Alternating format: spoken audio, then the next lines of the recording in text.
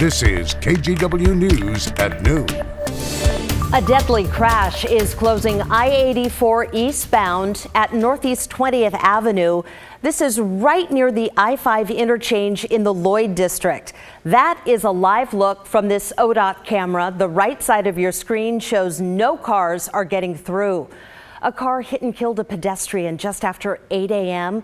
and the freeway closure caused backups all over other parts of the city. Hello, everyone. Thank you for joining us. I'm Brenda Braxton.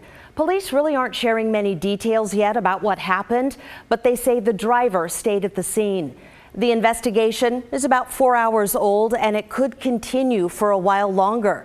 ODOT advises drivers to avoid the area and take another route. Since this is a developing story, you can head to our website, kgw.com, for any updates. Other news now. This is a big day in Salem. Oregon's legislature is meeting in special session right now to talk about redistricting.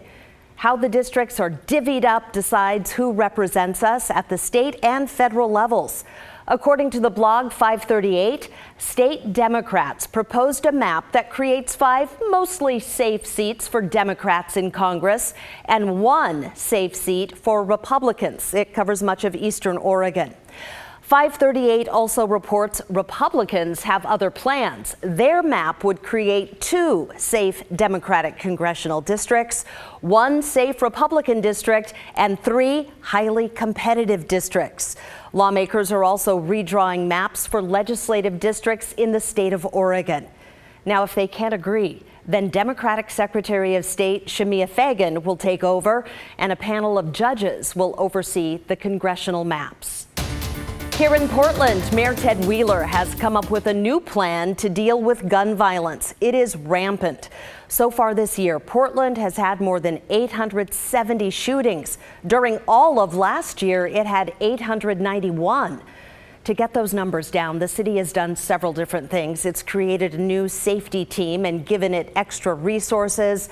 Another team is charged with getting more guns off the streets.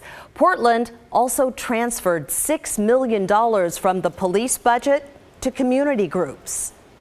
It's very easy to say, I want to reduce gun violence by 20% in 15 months. The hard part is actually deploying the strategies and the resources to make it happen. And that's where I'm focusing my attention and my energy. The mayor also wants to hire more police officers faster and fund the police non-emergency line to take some of the pressure off 911. Well, today is the first day of classes at Oregon State University in Corvallis, and over the weekend, thousands of kids returned to campus. Catherine Cook has a look at move-in day after COVID canceled it last year. Welcome to Oregon State. Hope you enjoy it. Move-in day at Oregon State University, where things were moving slowly. Welcome to Oregon State.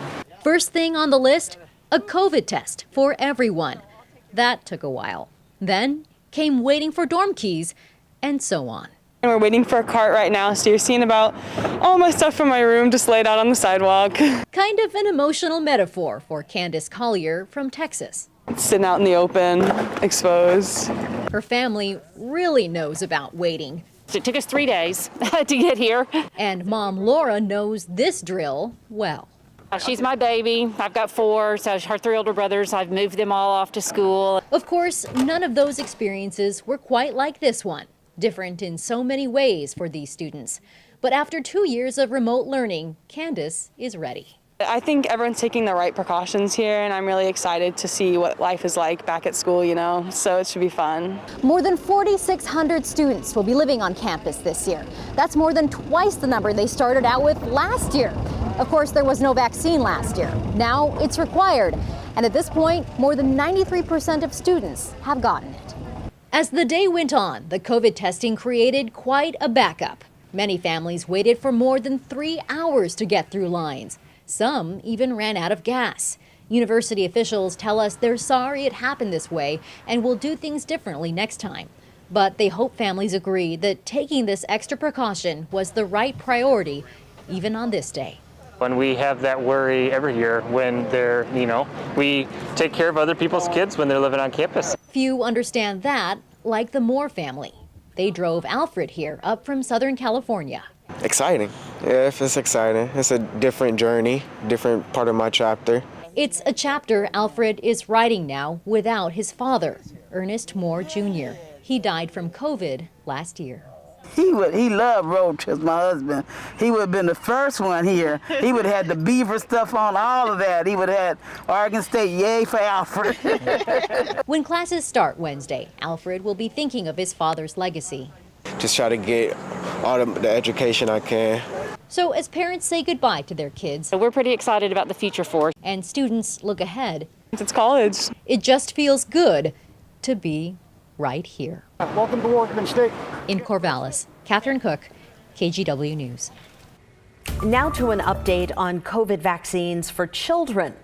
Pfizer says its shots work for kids as young as 5. Soon it'll seek permission to use the vaccine on children 5 to 11. Pfizer studied a lower dose of its 2-dose vaccine in more than 2,000 kids. They all developed antibodies just as strong as the teenagers and young adults. Now, in the meantime, here's something else. Pfizer says it's still studying a COVID vaccine for children as young as 6 months.